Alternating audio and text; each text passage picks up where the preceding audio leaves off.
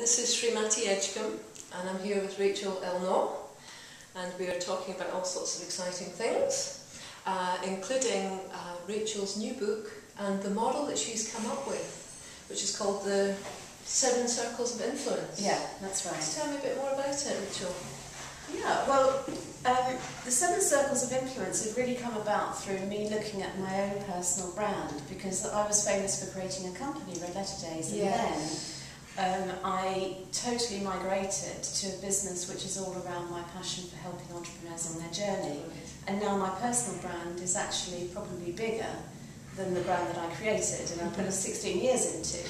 And so it's been quite interesting for me to actually see how that's happened for me. And I also work with a lot of entrepreneurs whose personal brand is at the heart of their business. Yes. So I've put together all of my experiences and learning about how to market yourself into this concept.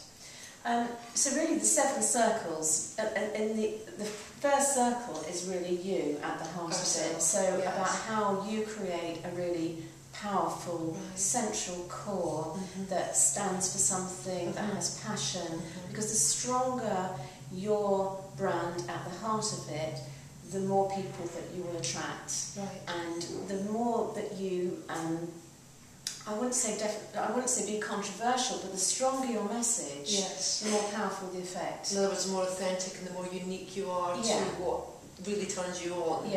The stronger the message goes out, and therefore the stronger the attraction comes back towards you. Yeah, that's it. So, the starting point is to really understand about who you are, what you stand for, and about the niche that you can own. Because if you own a niche and you're the first to mind for that niche, when someone's on LBC and they're thinking, who can I get on the Nick Ferrari show? I mean, I'm known as female entrepreneur. That's one of my niches that I kind of own because I've been on Dragon's Den. So if LBC want a female entrepreneur to comment on a story, they phone me. And I get the call on the Sunday afternoon, oh hi, it's the Nick Ferrari show, would you come on?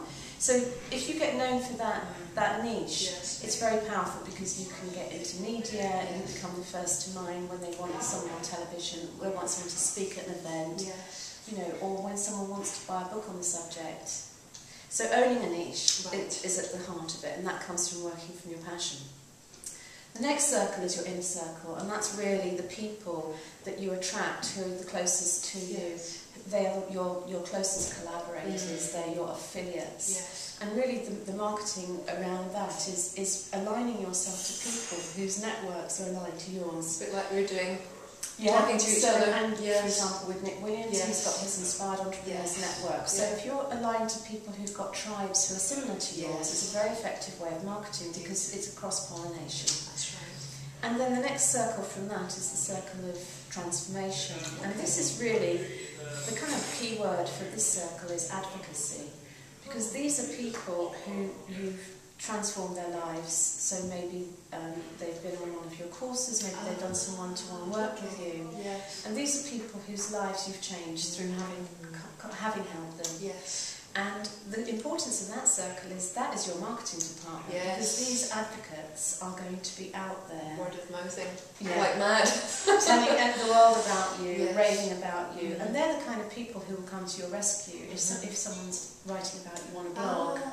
They're the people. I mean, I have a great circle of people, of advocates, who, if someone says something negative about me on a blog, I don't have to worry because they all pile in. Speak on your behalf. So that circle of transformation is very powerful. And the next circle from that is the circle of impact. And this is people who are starting to interact with your material. They've read your book, maybe they've heard you speak, but they haven't yet been transformed. Not part of your tribe yet.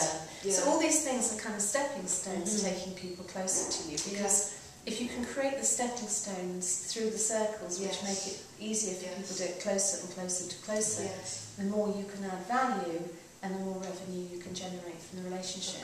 So it reminds me of the funnel of marketing, the marketing funnel where you have big broad catch-all for people least far away, and then you focus down to people who are more committed.